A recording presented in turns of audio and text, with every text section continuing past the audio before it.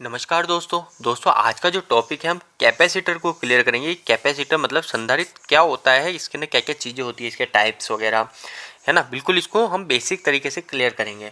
तो दोस्तों कैपेसिटर क्या होता है, मैं सबसे पहले आपको ये चीज़ बताऊं। आपने कहीं पे भी कुछ इस प्रकार का सिंबल देखा होगा ना, तो दोस्तों वो कैपेसिटर है।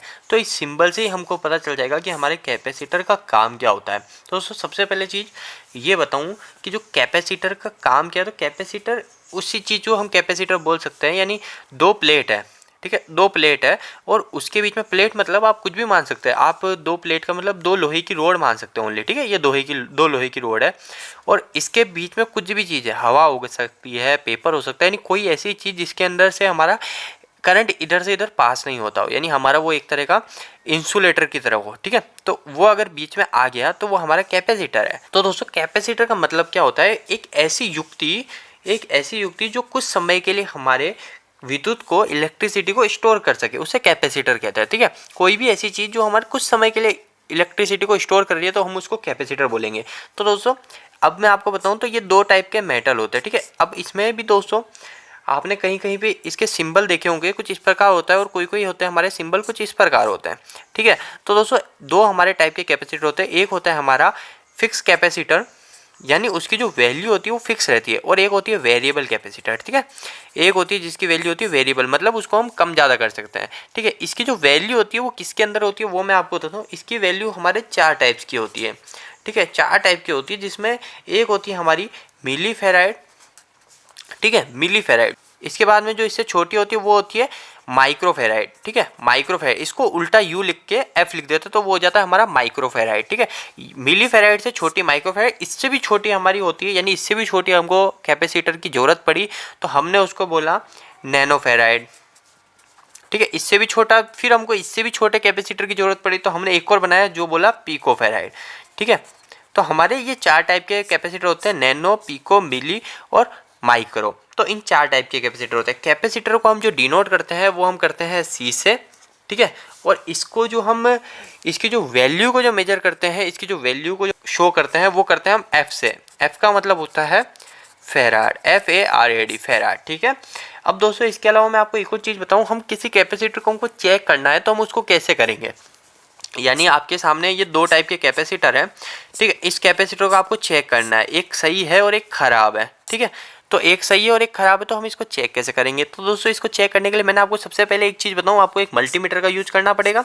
उस मल्टीमीटर की रीडिंग हम ओम पे सेट करेंगे, ठीक है, ओहम पे, ठीक है, ओम पे सेट करेंगे। और ओहम पे सेट करने के बाद अगर, तो दोस्तों मैं आपको एक और चीज़ पहले बताऊं, हमारे और दो टाइप के और कैपेसिटर होते हैं, जिसके अंदर एक होता है पोलर कैपेसिटर और एक होता है नॉन पोलर कैपेसिटर, ठीक है, पोलर और एक नॉन पोलर। तो जो पोलर कैपेसिटर होता है वो हमारे यूज होते हैं, यानी पोलर का मतलब दोस्तों इसके अंदर पोल फिक्स होता है, इधर पॉजिटिव देना है और इधर नेगेटिव देना है। नॉन पोलर के अंदर हम इधर भी पॉजिटिव दे सकते हैं, इधर भी नेगेटिव दे सकते हैं, कहीं पे भी कुछ भी दो। तो जो पोलर कैपेसिटर जो होते हैं आपको पता ही फिक्स है, पॉजिटिव नेगेटिव, तो ये हमेशा ओनली डीसी में ही यूज होते हैं, ठीक है। और जो नॉन पोलर जो पोलर कैपेसिटर है ओनली डीसी में यूज होता है, पर जो नॉन पोलर जो कैपेसिटर है वो एसी में भी यूज होता है और डीसी में भी यूज होता है, ये दोनों में यूज होता है, ठीक है। तो इसके अंदर हमको फिक्स नहीं होता है, कहीं पे कुछ भी लगा सकते हैं, यानी पॉजिटिव इधर भी लगा सकता हूँ और मैं इधर भी लगा सकता हूँ, इधर फेस भी दे सकता हूँ, ठीक है, कुछ भी इसमें कनेक्ट कर सकते हैं। अब इसके अलावा दोस्तों जो इसकी चेकिंग मैंने आपको बोला था, तो सबसे पहली चीज़ हमको ये चीज़ देखनी है कि जो कैपेसिटर हम चेक कर रहे हैं वो पोलर है या नॉन पोलर है।